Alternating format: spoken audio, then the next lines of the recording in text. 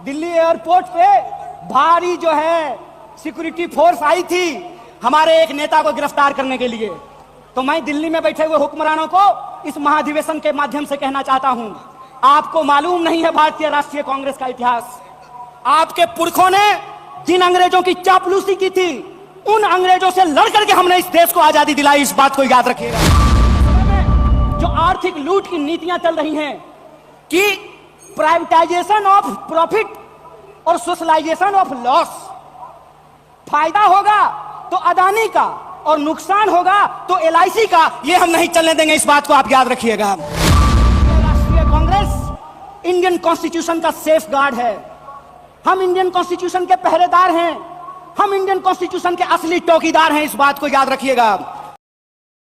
दोस्तों, सबसे पहले मैं एक नौजवान होने के नाते भारतीय राष्ट्रीय कांग्रेस की जो मौजूदा स्टीयरिंग कमेटी है, उसने जो संविधान में एक संशोधन किया है कि पार्टी प्रतिनिधित्व में हर एक स्तर पर 50 वर्ष से कम उम्र के व्यक्ति को 50% तक सीट जो आरक्षित किया गया है, मैं इस देश के नौजवानों के बिहाफ पर भारतीय राष्ट्रीय कांग्रेस को कोटि कोटि धन्यवाद करना चाहता हूं। दोस्तों, मैं समझता हूं कि ये एक महत्वपूर्ण रेजोल्यूशन है। महत्वपूर्ण रेजोल्यूशन इसलिए है कि आप सब जानते हैं कि भारत दुनिया का सबसे नौजवान देश है। दुनिया का हर 5वां नौजवान कोई ना कोई भारतीय है। ऐसे वक्त में देश की दशा क्या होगी, देश की राजनीति क्या होगी, समाज का स्वरूप क्या होगा और हमारे आने वाले भविष्य का मुस्तकबिल क्या होगा, इसको इस देश का नौजवान तय करेंगे। कांग्रेस पार्टी ने इस बदलाव को महसूस किया है, उसके लिए हम अपने वरिष्ठ नेतृत्व को बहुत बहुत धन्यवाद देना चाहते हैं। दोस्तों, आज जब रायपुर में देश की सबसे पुरानी पार्टी उसका 50वां महाधिवेशन हो रहा है, तो हमारे सामने कुछ महत्वपूर्ण सवाल हैं और उन्हीं महत्वपूर्ण सवालों पर चर्चा करने के लिए यह हमारा डिस्कशन हो रहा है, यह प्लेनरी सेशन हो रहा है। और यहां मैं आपके बीच मौजूद हूं हमारे देश के इकोनॉमिक, आर्थिक और राजनीतिक रेजोल्यूशन क्या होना चाहिए उसके संबंध में कुछ बातें रखने के लिए। सबसे पहली बात तो हमको यह समझना चाहिए, देश की अर्थव्यवस्था देश के लोगों को नजरअंदाज करके नहीं चल सकती है।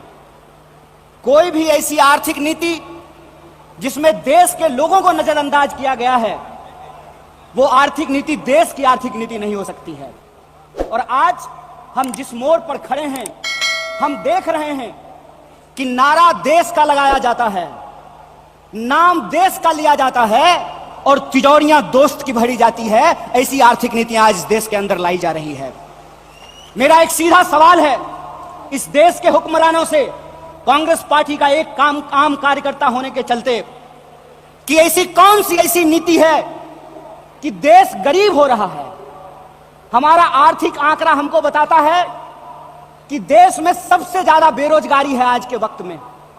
कोई ऐसा सेक्टर नहीं है जहां बेरोजगारी सर चढ़ करके बोल नहीं रही है। आप तमाम सर्वे उठा करके देख लीजिए, लगातार अमीर और गरीब की खाई बढ़ती जा रही है। इस देश के संसाधनों पर मुट्ठी भर लोगों का कब्जा होता जा रहा है।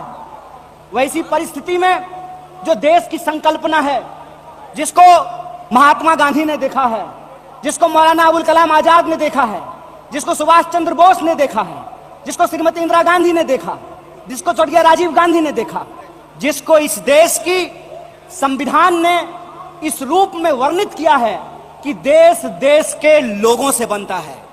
जब देश देश के लोगों से बनता है तो आप मुझे बताइए कि देश कैसे गरीब हो रहा है और देश के 2-4 पूंजीपति कैसे अमीर हो रहे हैं। यह कौन सी ऐसी जादू की छड़ी है जो मौजूदा सरकार चला रही है। आप मुझे बताइए कि आम लोगों की आमदनी घटती जा रही है और देश के 1-2 पूंजीपति दुनिया के अमीरों की सूची में जाकर के शुमार हो जाते हैं।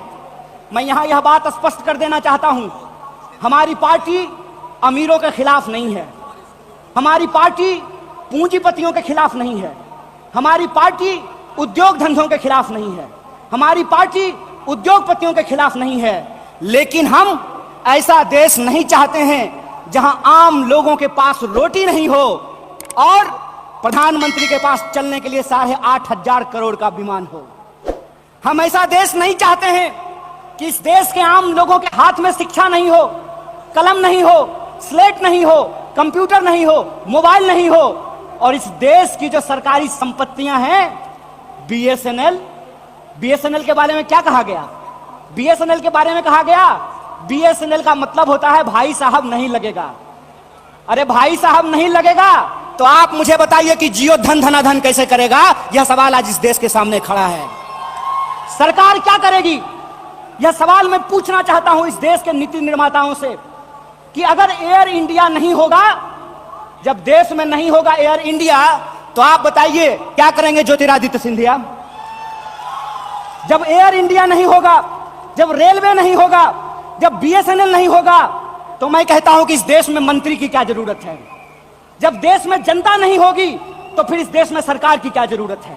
जब देश में स्कूल नहीं होगा, अस्पताल नहीं होंगे, सड़कें नहीं होंगी, तो आप मुझे बताइए कि फिर संसद की क्या जरूरत है? इस देश की जो पूरी की पूरी संकल्पना है, उस संकल्पना को आज एक बार फिर से कांग्रेस के राष्ट्रीय महाधिवेशन में पुनर्विचारित करने की जरूरत है। देश का मतलब होता है देश में रहने वाले लोग। डीडी नेशनल पर एक कार्यक्रम आया करता था, नेहरू जी की किताब है discovery of India. Discovery of India के एपिसोड में नेहरू जी आम लोगों से पूछते हैं कि बताइए कौन है भारत माता? किसको भारत माता कहते हैं? भारत माता इस देश में रहने वाले लोग हैं। जब हम भारत माता की जय बोलते हैं तो भारत माता की जय बोलने का मतलब है इस देश के 140 करोड़ लोगों की जय। और 140 करोड़ लोगों की जय का मतलब है कि 140 करोड़ लोगों के हाथ में पढ़ाई हो, 140 करोड़ लोगों के हाथ में काम हो, 140 करोड़ लोगों के लिए रोजगार की व्यवस्था हो, 140 करोड़ लोगों के लिए इलाज की व्यवस्था हो, 140 करोड़ लोगों के लिए चलने के लिए सड़कें हो, गाड़ियां हो, रेलवे हो, हवाई जहाज हो। और आपने देखा कि देश में कुछ लोग लोकतंत्र को अपनी बपौती समझ लिए हैं। अभी जब मैं हवाई जहाज की बात कर रहा था तो मुझे दिल्ली एयरपोर्ट याद आ गया। दिल्ली एयरपोर्ट पे भारी जो है सिक्योरिटी फोर्स आई थी हमारे एक नेता को गिरफ्तार करने के लिए। तो मैं दिल्ली में बैठे हुए हुक्मरानों को इस महाधिवेशन के माध्यम से कहना चाहता हूं, आपको मालूम नहीं है भारतीय राष्ट्रीय कांग्रेस का इतिहास। आपके पुरखों ने जिन अंग्रेजों की चापलूसी की थी, उन अंग्रेजों से लड़ करके हमने इस देश को आजादी दिलाई। इस बात को याद रखिएगा। ना आपके जेल से डरेंगे, ना आपके मुकदमे से डरेंगे, ना आपकी लाठियों से डरेंगे, ना आपकी गोलियों से डरेंगे। भारतीय राष्ट्रीय कांग्रेस इस देश की पार्टी है और इस देश के हकूक के लिए लड़ती रहेगी। इस बात को याद रखिएगा। और आज के समय में जो आर्थिक लूट की नीतियां चल रही हैं कि प्राइवेटाइजेशन ऑफ प्रॉफिट और सोशलाइजेशन ऑफ लॉस, फायदा होगा तो अदानी का और नुकसान होगा तो एलआईसी का, ये हम नहीं चलने देंगे। इस बात को आप याद रखिएगा। फायदा होगा तो प्रधानमंत्री जी के दोस्त का और नुकसान होगा तो इस देश के आम लोगों का पैसा जो एसबीआई में पड़ा हुआ है उसका, ये हम नहीं चलने देंगे। इस बात को याद रखिएगा। इसीलिए हमारा पॉलिटिकल और इकोनॉमिक रेजोल्यूशन ये है कि भारतीय राष्ट्रीय कांग्रेस इंडियन कॉन्स्टिट्यूशन का सेफ गार्ड है। हम इंडियन कॉन्स्टिट्यूशन के पहरेदार हैं, हम इंडियन कॉन्स्टिट्यूशन के असली चौकीदार हैं। इस बात को याद रखिएगा। और इंडियन कॉन्स्टिट्यूशन इस बात को रिजॉल्व करता है, we the people of India.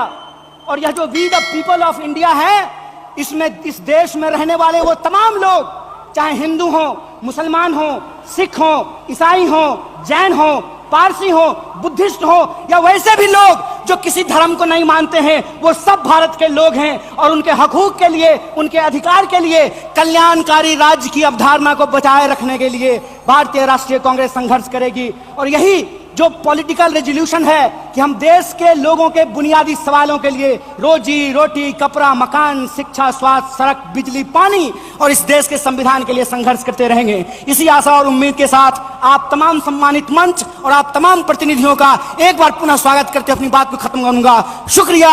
इनकलाब जिंदाबाद। जय हिंद, जय भारत, जय कांग्रेस।